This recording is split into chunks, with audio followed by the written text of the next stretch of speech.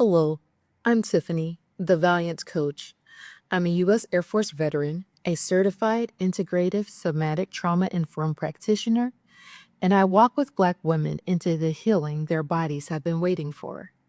Today, we're talking about the woman with the issue of blood, and we're talking about her because I think her story is still happening in real time, in real bodies, in real lives. She had been bleeding for 12 years. She had spent everything she had on physicians who couldn't help her.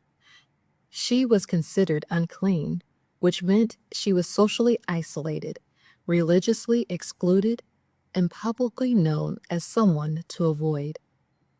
And yet, they knew her story. They knew how long she had been suffering. They knew where to find her. For 12 years, she wasn't invisible. She was seen. She just wasn't helped. Some knew enough to gossip about her. They knew enough to judge. Some knew enough to speculate about what she must have done wrong. But not one person stepped close enough to help stop the bleeding. I need you to sit with that. And I mean physically sit with it. Where does that land in your body right now? Is there tension in your chest?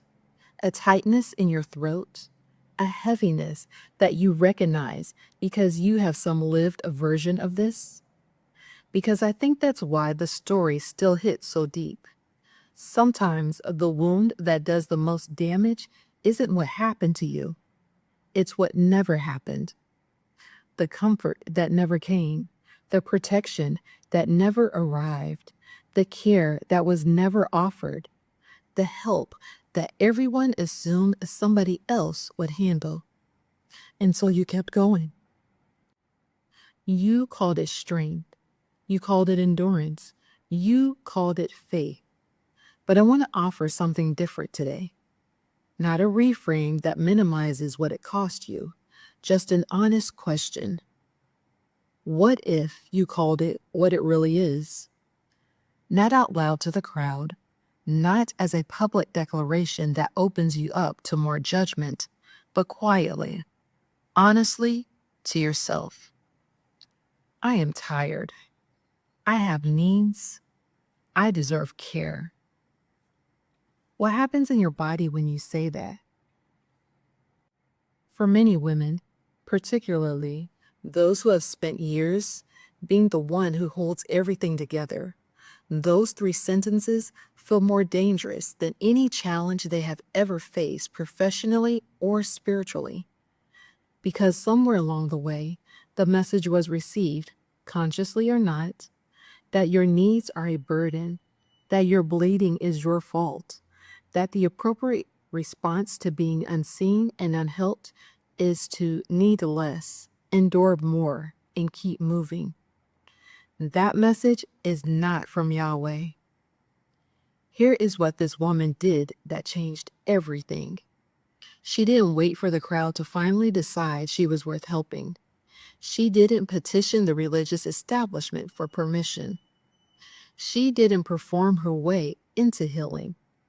She reached through the crowd, against the rules, past the shame and the judgment and 12 years of evidence that no one saw coming.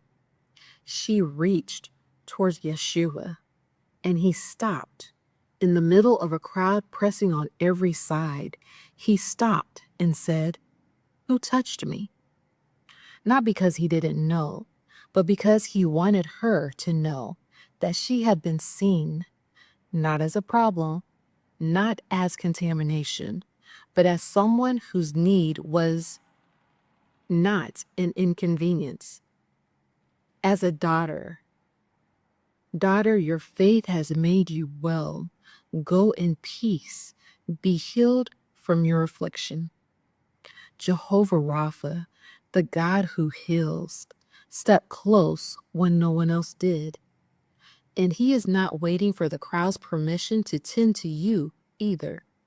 Today, I want to give you the same permission she gave herself. You are allowed to render first aid to yourself. You do not have to keep bleeding while you wait for someone else to notice you. You do not have to earn care first by exhausting every other option. You do not have to perform your endurance for an audience that has been watching without helping. You can reach toward Jehovah Rapha, towards stillness, towards honesty about where you actually are, toward the care that your body, your spirit, and your nervous system have needed for longer than you have allowed yourself to admit. Your healing doesn't have to begin when everyone else finally understands your pain. It begins when you reach. Next week, we're going to talk about what's in your first aid kit, because reaching is the beginning and not the end.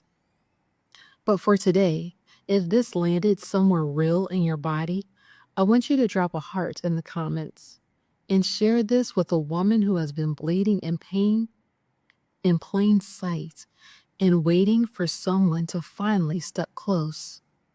You don't have to wait anymore. I love you with the love of the Lord. I'll see you next week. Be blessed.